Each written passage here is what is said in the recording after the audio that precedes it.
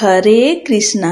आप सभी का दिन शुभ और मंगलमय हो। आप सभी को भौम प्रदोष व्रत की शुभकामनाएं। भौम प्रदोष व्रत वह दिव्य क्षण है जब मंगलवार की पवित्र संध्या में कैलाशपति शिव अपनी अनंत कृपा से भक्तों के जीवन के समस्त भय और बाधाओं को मिटाते हैं। प्रदोष काल में किया गया शिव पूजन मंगल ग्रह के अशुभ प्रभावों को शांत कर देता है और जीवन में साहस, समृद्धि और सकारात्मक ऊर्जा का संचार करता है। इस समय का वातावरण अत्यंत पवित्र माना गया है। हवा में बसे आध्यात्मिक कंपन, दीपक की लौ और शिव नाम का माधुर्य मिलकर ऐसा माहौल बना देते हैं जहां हर प्रार्थना सीधे महादेव तक पहुंचती है। जो भी भक्त भक्ति भाव से भौम प्रदोष व्रत करते हैं उनके जीवन से कष्ट दूर होकर नई आशा और कल्याण का मार्ग खुलता है। आप सब भगवान शिव, माता पार्वती का ध्यान करते हुए भौम प्रदोष व्रत कथा का श्रवण करें। सूत जी बोले, अब मैं मंगल त्रयोदशी प्रदोष व्रत का विधि विधान कहता हूँ।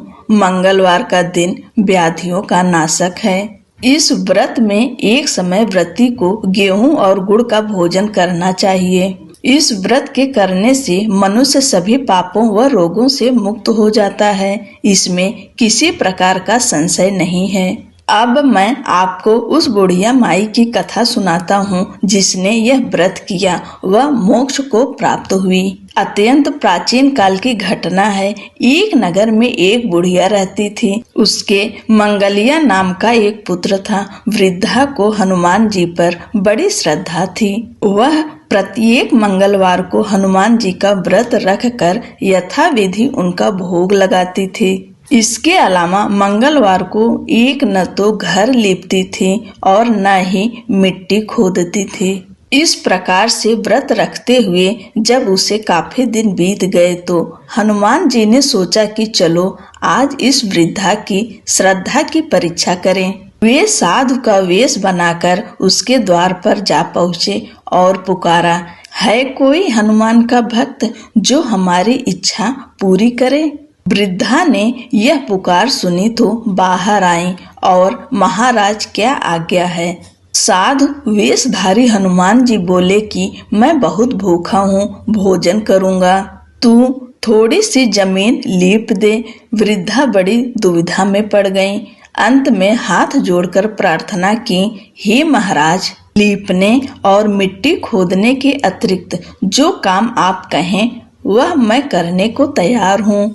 साधु ने 3 बार परीक्षा करने के बाद कहा, तू अपने बेटे को बुला, मैं उसे औंधा लिटाकर उसकी पीठ पर आग जलाकर भोजन बनाऊंगा। वृद्धा ने सुना तो पैरों तले की धरती खिसक गई, मगर वह वचन हार चुकी थी। उसने मंगलिया को पुकार कर साधु महाराज के हवाले कर दिया, मगर साधु ऐसे ही मानने वाले न थे। उन्होंने वृद्धा के हाथों से ही मंगलिया को औंधा लिटाकर उसकी पीठ पर आग जलवाई। आग जलाकर दुखी मन से वृद्धा अपने घर के अंदर जा घुसी। साधु महाराज का जब भोजन तैयार हो गया तो वृद्धा को बुलाकर कहा कि वह मंगलिया को पुकारें ताकि वह भी आकर भोग लगा ले। वृद्धा ने आंसू भरकर कहने लगी, अब उसका नाम लेकर मेरे हृदय को और ना दुखाओ। लेकिन साधु महाराज न माने। वृद्धा को भोजन के लिए मंगलिया को पुकारना पड़ा। पुकारने की देर थी कि मंगलिया बाहर से हंसता हुआ घर में दौड़ा आया। मंगलिया को जीता जागता देखकर वृद्धा को सुखद आश्चर्य हुआ। वह साधु महाराज के चरणों में गिर पड़ी। साधु महाराज ने उसे अपने असली रूप में दर्शन दिए। हनुमान जी को अपने आंगन में देखकर वृद्धा को लगा कि जीवन सफल हो गया। हर हर महादेव। पौराणिक कथाओं के अनुसार प्राचीन समय में एक पुजारी हुआ करता था। उनके निधन के बाद उनकी पत्नी अपने छोटे बेटे के साथ जीवन यापन के लिए भीख मांगने लगी। एक दिन जब वह भीख मांगकर लौटी तो उसकी भेंट विदर्भ देश के एक राजकुमार से हुई जो अपने पिता की मृत्यु के बाद भटक रहा था। उसकी दयनीय स्थिति देखकर पुजारी की पत्नी ने उसे अपने साथ रहने की अनुमति दी और अपने पुत्र की तरह उसका पालन पोषण करने लगी।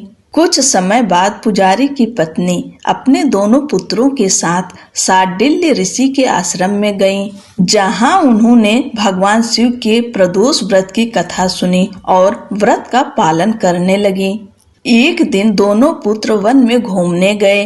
पुजारी का बेटा घर लौट आया, लेकिन राजकुमार वन में ही रुक गया। वहीं उसकी भेंट गंधर्व कन्या अंशुमति से हुई। वह घर देर से लौटा और अगले दिन पुनः उसी स्थान पर पहुंचा जहां अंशुमति अपने माता पिता के साथ रहती थी। कन्या के माता पिता ने राजकुमार को देखकर उसे पहचान लिया और उनकी योग्यता को देखते हुए अपनी पुत्री का विवाह उससे करने का प्रस्ताव रखा। शिव जी की कृपा से राजकुमार ने इस प्रस्ताव को स्वीकार कर लिया और दोनों का विवाह संपन्न हुआ। विवाह के बाद राजकुमार ने एक शक्तिशाली गंधर्व की सहायता से विदर्भ पर आक्रमण किया और विजयी होकर राज्य का शासक बन गया। राजा बनने के बाद उसने पुजारी की पत्नी और उसके पुत्र को अपने महल में बुलाया और उनका आदर सत्कार किया। कुछ समय बाद अंशुमति ने राजकुमार से उनकी जीवन की कहानी पूछी। तब राजकुमार ने अपनी कठिन समय और प्रदोष व्रत की महिमा के बारे में बताया। यह मान्यता है कि प्रदोष व्रत करने से समस्त कष्ट दूर हो जाते हैं और व्यक्ति को सुख समृद्धि प्राप्त होती है।